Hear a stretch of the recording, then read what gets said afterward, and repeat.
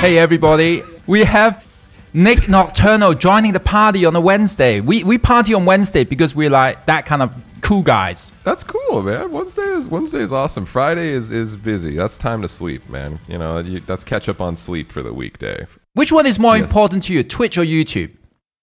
Oh, fuck. That's a tough question. I'm like pulling in the guns now.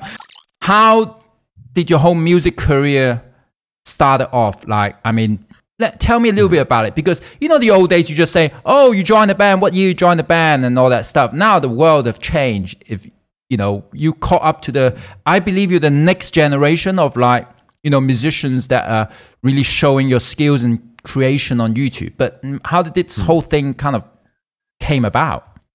Yeah, so I mean, when I was a kid, I lived with my cousin, and he was really into video games and music and stuff. And so I grew up, even though I don't really showcase it anywhere, a gamer just as much as I did a musician. And he would always put music on, we'd play games together, and then one day he got Guitar Hero. And I started playing it. I loved it. It's like, oh, of course, Guitar Hero. And I never played guitar before then. it was just Guitar Hero. And I was like, wow, like I got to the point where I was obsessed about it, kept playing it. And I was like, hey, I like want to try this for real, actually. My parents got me like this little shitty, fun blue Ibanez. I forgot the model. They signed me up for like really basic beginner lesson stuff for a bit. And I loved it. It was super frustrating, but it was super fun being able to just, I remember creating a chord and strumming it, and it made noise. And it was like this nice noise that sounded kind of shitty because I didn't know actually how to play, but it was just so fun and refreshing. And while I was doing that, I also grew up a lot with YouTube, just when YouTube was kind of starting out. So I would watch a lot of dudes on YouTube doing like guitar covers of metal songs like Killer Buckeye, Angel Vivaldi. He wasn't really doing covers, but he was more doing instrumental originals. Sithue. And I was like, I want to try that, because at that point I've been playing metal, covering songs, learning songs for like years. And so I just turned on the camera, filmed. It was awful, and I posted it. And then ever since then, I kind of just became addicted to it in terms of it's just learning songs, playing them, having fun, filming. And with that, I was, at that point trying to write original music too. And I saw, again, all these guys, all these instrumental artists releasing original music on YouTube. So it was kind of that perfect balance of covering songs to kind of build something and seeing if people like it. And also I was already doing it. It was fun. And also releasing original music with it in the hopes that maybe someone will watch the cover and be like, oh, he actually has original music and all that. And then I basically did that for 5 years straight until I started to expand to reactions and even speaking in my videos, basically. What year was the first video then that you posted? 2014. That's on my channel. I don't think I've deleted any videos on my channel, because I always want to have them as like these relics where I cringe if I ever go back and watch them. But I think before then I did have a video 2 years that I posted. I don't know if it was on this channel or something else I made. So I think it was technically 2012, but based on what I actually have, there was 2014 as my first video ever.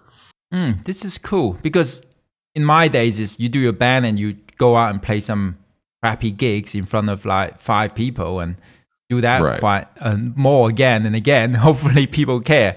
You took that, the route of posting on the internet. Yeah, I think I did mp3.com. That's what we did. We did the demo, I put it on mp3.com. That was like kind of how we got noticed. So we always been the kind of like the internet band that got you. Okay. Before we even had a deal, it's like, oh, we're number one on mp3.com. Tell all your friends about it. Wow, well done,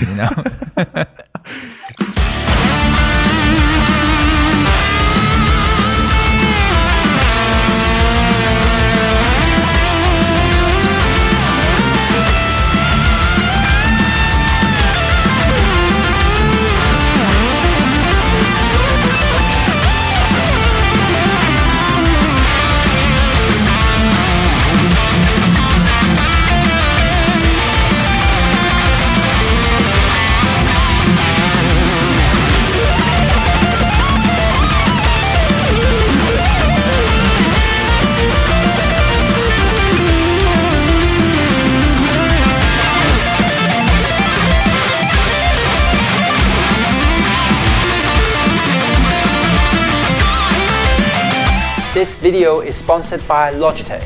A lot of you guys already know when I go on tour with DragonForce, I stream the shows, I stream from the tour, and I've been using the old Mevo system.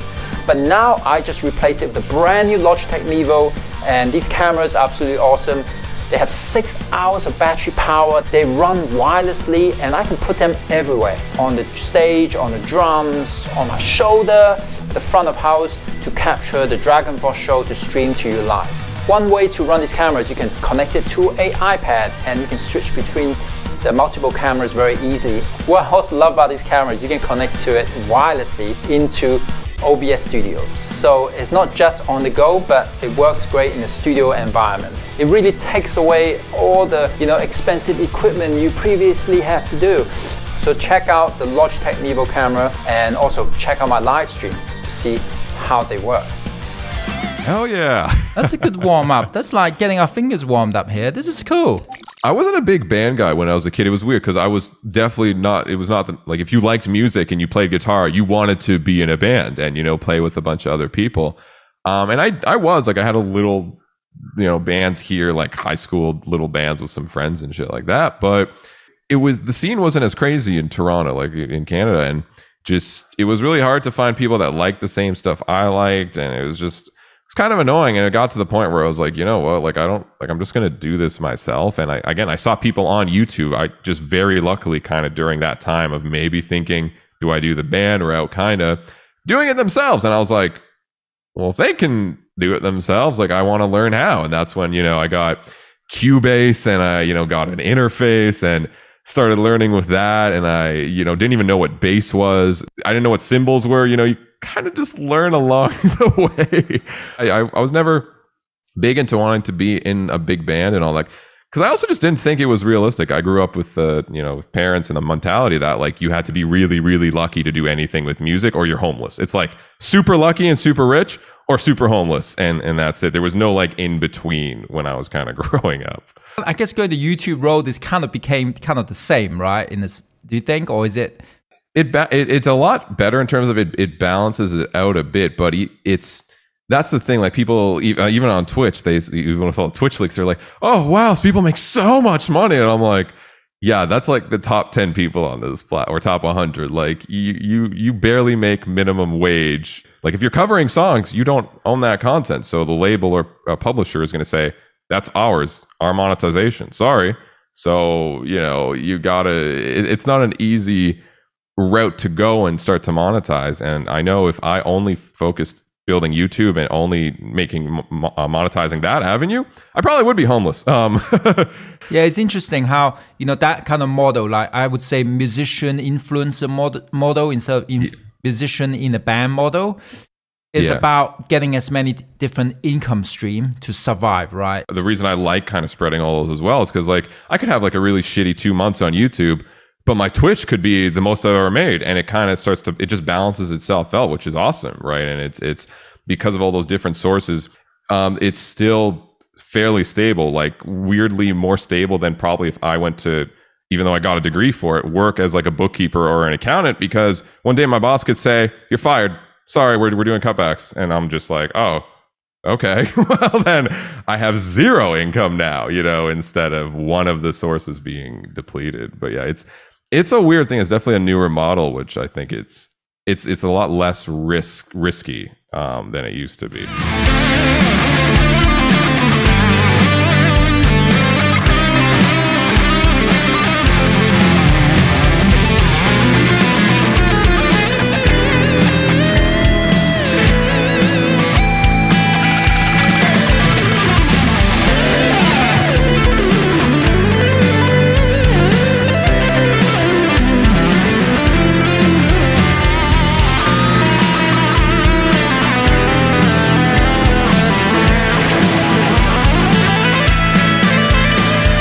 Did you train to become an accountant? Yeah, I went to I was not going to be a guitarist or a musician in any way. Like my parents were supportive, much love to them, but it wasn't like oh yeah, Nick, go grow up and be in a rock band. It was not that. It was go finish your fucking high school, go to university, and then have your piece of paper, and then do whatever. Then we don't care. So I have an accounting a commerce degree from York University, and just never used it in my whole life. But basically, it took me halfway through university until I realized like YouTube started to pick up. People start to care about this stuff. And I realized I was in class every day, hating it and writing polymeters on my fucking notes, right? Like thinking of riffs in my head. And I'm like, why am I here? Why am I even doing this? Like I obviously am obsessed and love this other thing, which at that time, it seemed to be a bit more feasible. This is good because it inspires people, right? I mean, there's a lot of people that wants to do something like that. And it's sometimes it's hard to get the information, especially from the world we're in. Metal music is still a small genre, right? In the real world, yes. In YouTube world, in music world. I mean, I'll tell you something. I started the band in 1999 in DragonForce. We got some money from mp3.com to pay some stuff, like buy some gear and buy Sam some beer. But really, we didn't get a paycheck until 2006. So that is even longer than you can, talk about YouTube and stuff like that. Yeah. It's like it takes so long. I mean, I quit my job in 2004 to give it a go. What was your job, if you don't mind me asking? I was a Unix system administrator. Oh, sick. Okay. So you must be pretty decent at computers then nowadays even, right? Yeah, I think that's what brought me to Twitch and the YouTube thing. Everything became kind of natural because I did all the video editing. I did production in the early albums, the recordings. Okay. I always recorded all my stuff and, did the website, the domain name, you name it, and then computers, I pretty much did. Yeah. And then I just stopped doing it for a while. I didn't do the whole Instagram thing. I just thought this is kind of stupid. I don't want to be doing selfies. And then then Twitch came. I thought, maybe I'll do that for fun. And then it kind of carried on, I took kind of like a few years after being on the social media.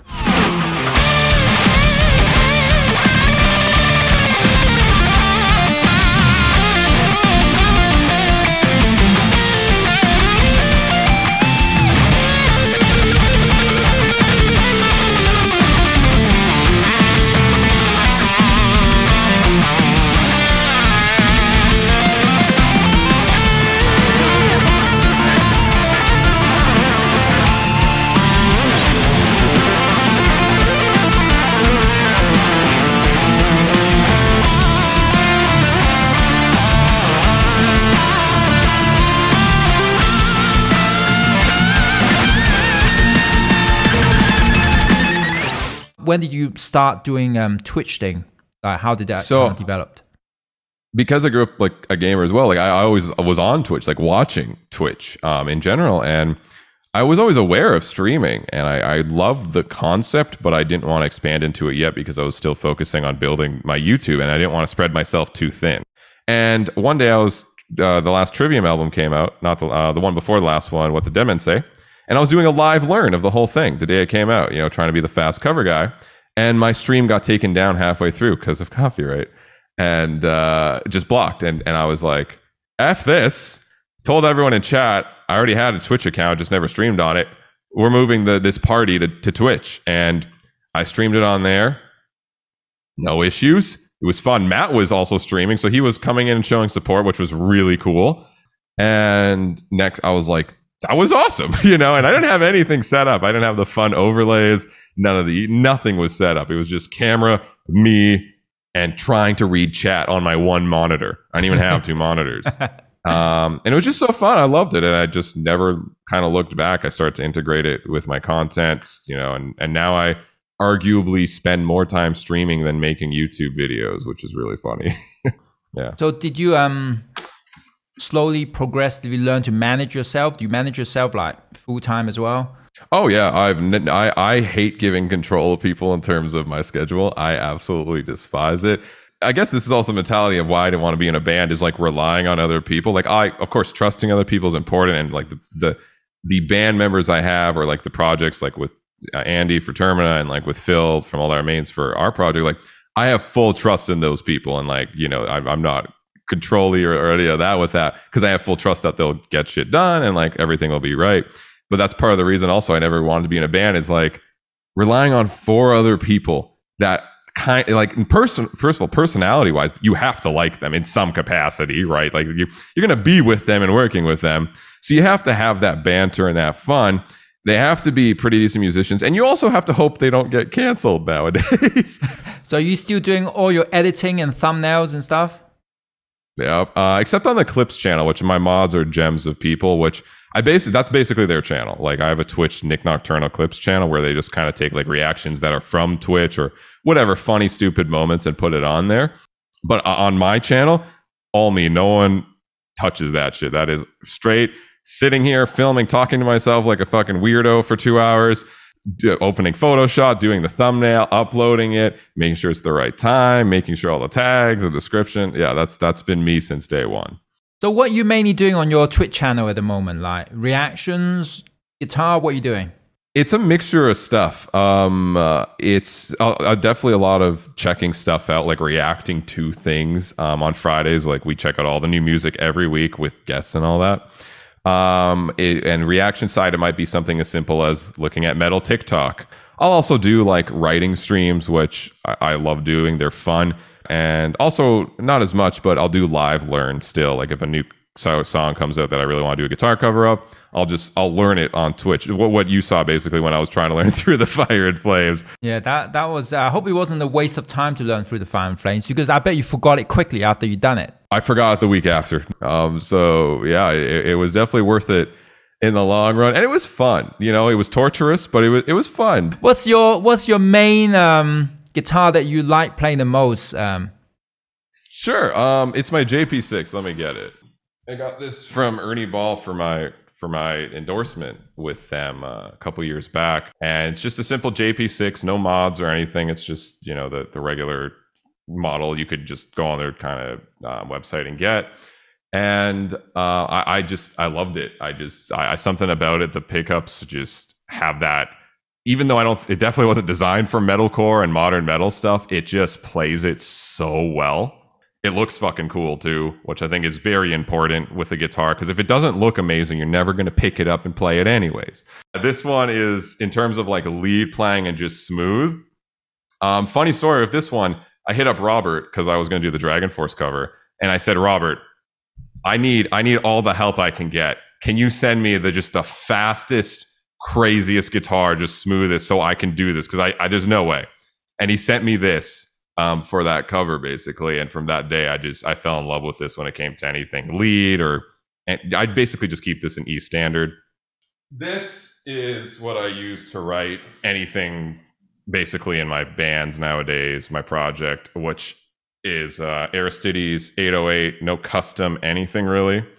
But obviously slanted, multi-scale, it sounds super sick. And this is my modern metal kind of monster baby. And other than that, I don't really have much else other than like an acoustic guitar, and like I still have the Jason Richardson model that Ernie Ball sent me and again forgot to take back. They can't have it back if you've done a video. This is an excuse, you say. Well, you know, my videos, you got product placement on my incredibly popular video. You know, especially the DragonForce Through the Fire and Flames one. Otherwise, they definitely got some product placement value from the DragonForce cover. If they want it back, tell them to talk to me. Okay.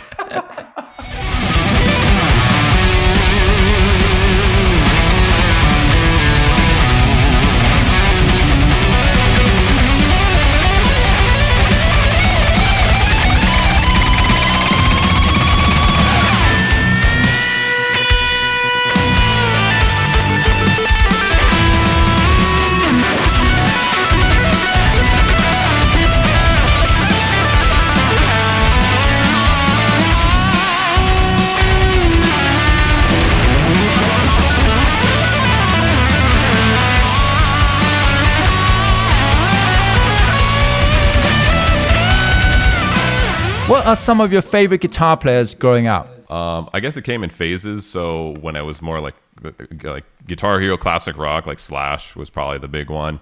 And then when I got more into metal stuff, it was Sinister Gates was a big one. Ollie Herbert, All That Remains, rip, absolute. I love, to this day, I'll listen to like Fall of Ideals and I'll listen to those solos. And it blows my mind. No, I haven't heard anyone in metalcore make such melodic, beautiful interval shreds like that. So him, as well as of course Dragon, of course. I think that was yeah, well, every time I listen to DragonForce, it just made me go, what the fuck? That was my WTF kind of listening, and definitely made me throw my guitar away multiple times because I was like, what? Yeah. And then more modern ages, I guess, like Jason Richardson, I guess Misha, and some of those guys, more of the instrumental gent metal proggy. Oh, and John Petrucci, of course. I'm holding his fucking guitar. Yes, John Petrucci as well when I was younger. Of course. Yeah, awesome. Yeah, definitely me too. You know, John Petrucci growing up, I think he was one of the first players that I able to understand how to play fast from listening to him. Like, oh, okay. All right. Okay. Yeah, that kind of thing.